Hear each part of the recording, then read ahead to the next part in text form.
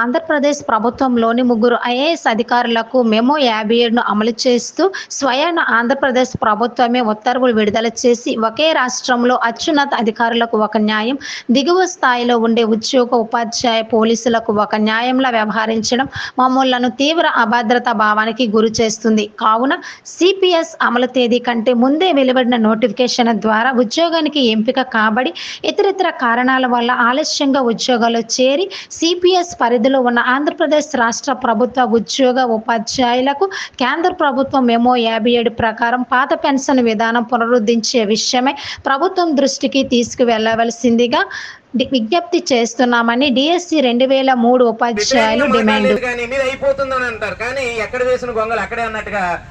ఎప్పుడైతే file సేకరించారో memo అంటే వివరాలు సేకరించారో అక్కడే ఉండిపోయింది. అది ఫైనాన్స్ డిపార్ట్మెంట్ లో వాళ్ళ దగ్గరికి వెళ్ళి అడిగితే ఇది పాలసీ డిసిషన్ సీఎం గారి లెవెల్లో తీసుకోవాలి, వారు ఒక్క మాట చెప్తే సాయంత్రానికి జీవో ఇస్తామంటున్నారు. అంటే మన నిర్ణయం అనేది గత గవర్నమెంట్ లో అలాగే చెప్పారు, ఇప్పుడు గవర్నమెంట్ లో అలాగే చెప్తారు. మన నిర్ణయం, మన ఓపీఎస్ రావడం అనే నిర్ణయం అనేది కేవలం సీఎం గారి నిర్ణయం మీద ఆధారపడి ఉంది. వాడిని ఒక మాట చెప్తే చాలండి, ఫైనాన్స్ లో మేము జీవో రెడీ చేస్తాం సాయంత్రానికి అంటున్నారు.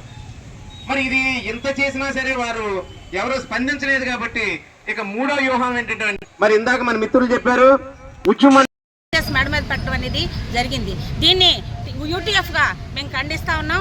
ఏదైతే కేంద్ర ప్రభుత్వం జారీ చేసిందో 57 మెమోని వెంటనే అమలు చేయాలి. 57 మెమో అమల్లో ఐపీఎస్లకి, ఐఏఎస్లకి ఒక పంద, అలాగే ఉద్యోగ ఉపాధ్యాయులు ఒక పంద అనే దాన్ని మేము తీవ్రంగా ఖండిస్తా ఉన్నాం. వెంటనే ప్రభుత్వం ఈ మెమో 57ని అమలు చేయాలి. 2003 ఉపాధ్యాయులకి పాత పెన్షన్ పరిధిలోకి తీసుకురావాలని చెప్పేసి, లేకపోతే ఉద్యమాన్ని ఉధృతం చేస్తామని చెప్పి మీ ద్వారా తెలియజేస్తా ఉన్నాం. విశాఖపట్నం జిల్లా కన్వీనర్ని. ఈ ప్రస్తుతం ఈ మెమో ప్రాప్తికి వచ్చినటువంటి ఉద్యోగస్తులందరూ కూడా 2004 ముందు నోటిఫికేషన్ ఇచ్చినటువంటి ఉద్యోగాలకు చెందినటువంటి వారండి. వీళ్ళందరూ కూడా ఇప్పుడు ప్రస్తుతం ఉన్న ముఖ్యమంత్రి గారు, అప్పుడు కూడా ముఖ్యమంత్రి ఉన్నప్పుడు వచ్చినవి ఇవన్నీ కూడా.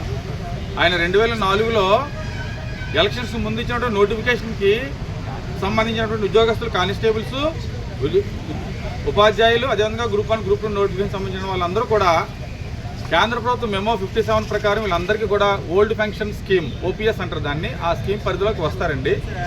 అది అప్పుడు నాటి ముఖ్యమంత్రి శ్రీ నారా చంద్రబాబు నాయుడు గారు ఉన్నప్పుడు ఇచ్చినటువంటి నోటిఫికేషన్స్.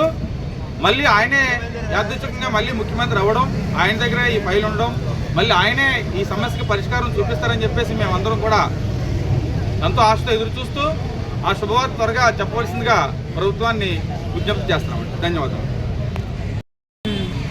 ఈ పాత పెన్షన్ విధానం రద్దు చేసి కొత్త పెన్షన్ విధానం పెట్టడం వల్ల మొన్న ఈ మధ్య రిటైర్ అయిన ఒక ఉపాధ్యాయుడికి 6,000 రూపాయలు పెన్షన్ వస్తుంది.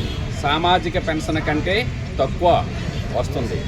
మామూలుగా ఇవ్వాల్సినటువంటి పెన్షను ఉద్యోగుడిగా రిటైర్ అయిన తర్వాత వచ్చే పెన్షన్ 40,000, 50,000 వచ్చే పెన్షన్ 6,000 సామాజిక పెన్షన్ కంటే తక్కువ రావడం అంటే ఎంత దౌర్భాగ్యమైన పరిస్థితో చూడండి.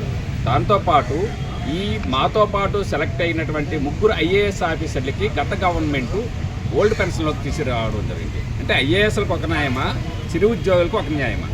అది ఆలోచించవలసిన బాధ్యత ప్రభుత్వంపై ఉంది. ఎందుకంటే మా జీవితాన్ని అంతటి కూడా 60 సంవత్సరాలు, 62 సంవత్సరాలు సేవలు చేయించుకున్న తర్వాత గవర్నమెంట్ యొక్క బాధ్యత అది, పెన్షన్ ఇవ్వాల్సిన బాధ్యత.